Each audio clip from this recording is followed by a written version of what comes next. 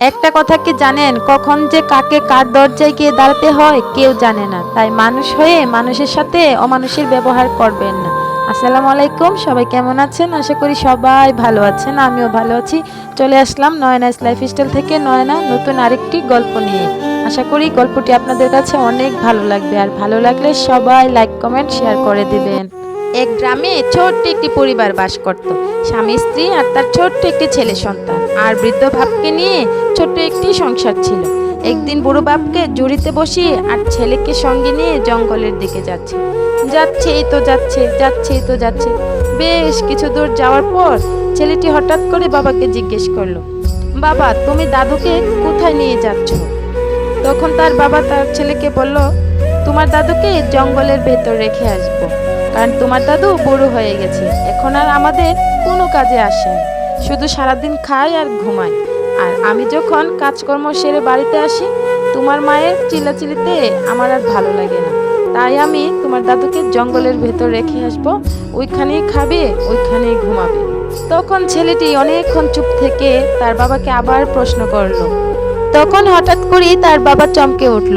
তার মনে পড়ে গেল সে যখন ছোট ছিল এ বাবাই তাকে অনেক আদর যত্ন করে বড় করেছে। তার বাবার সকাল্লাদ পূরণ না করে তার ছেলের সকাল্লাদ পূরণ করেছে।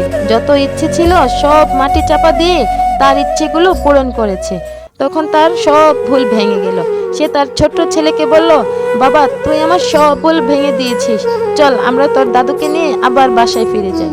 তখন ছেলে খুশি হয়ে বাবাকে বলল, হ্যাঁ বাবা চলো আমরা তাড়াতাড়ি বাসায় চলে যাই, দাদু অনেক কষ্ট পাচ্ছে ঝুড়িতে বসে। তখন হঠাৎ করেই বাবা চমকে উঠল। তার মনে পড়ে গেল সে যখন ছোট ছিল এ বাবাই তাকে যত্ন করে বড় করেছে। তার বাবার যত শখ আহ্লাদ ছিল সব পূরণ না করে তার ছেলেটা পূরণ করেছে। যত ইচ্ছে ছিল সব মাটি চাপা দিয়ে এই ছেলের ইচ্ছেটাকে আগে প্রাধান্য দিয়েছে। তখন তার সব ভুল ভেঙে গেল।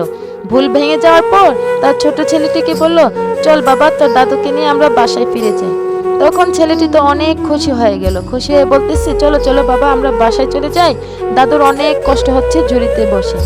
তখন ছেলেটি বাসায় যাওয়ার জন্য রওনা দিচ্ছে আর হাঁটছে। হাঁটতে হাঁটতে তার বাবাকে জিজ্ঞেস করলো, বাবা তুমি আজকে যেই কাজটা করতে যাচ্ছিলে সেম কাজটাই যদি আমি তোমার সাথে করি তাহলে তুমি এই জঙ্গলে কিভাবে বসবাস করতে একা একা? আমাদের তো মা আছে, তুমি আছো, সবাই আছে, আমরা একসাথে মিলেমিশে বাড়িতে থাকতাম। তুমি দাদুকে কিভাবে একা এই জঙ্গলে রেখে যেতে চাইছিলে? তোমার মাথায় কি একটু চিন্তা আসছিল না যে দাদু কিভাবে এই জঙ্গলে থাকবে?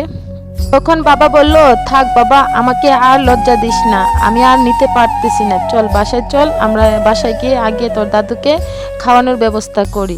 তো সবাই আমার গল্পটা যদি ভালো লেগে থাকে মনোযোগ দিয়ে একটু শুনবেন। আমাদের সমাজে এরকম অনেকেই আছে বুড়ো মা বাবাকে বৃদ্ধাশ্রমে রেখে আসতেছে। তো আপনারা এই কাজটা থেকে বিরত থাকবেন, কারণ আপনারা যেমন নিজেদের সন্তানকে অনেক আদরে যত্নে মানুষ করতেছেন, নিজের সুখ স্বাচ্ছন্দ্য বিসর্জন দিয়ে মানুষ করতেছেন, একদিন আপনার মা বাবাও আপনাকে এভাবেই বড় করেছে।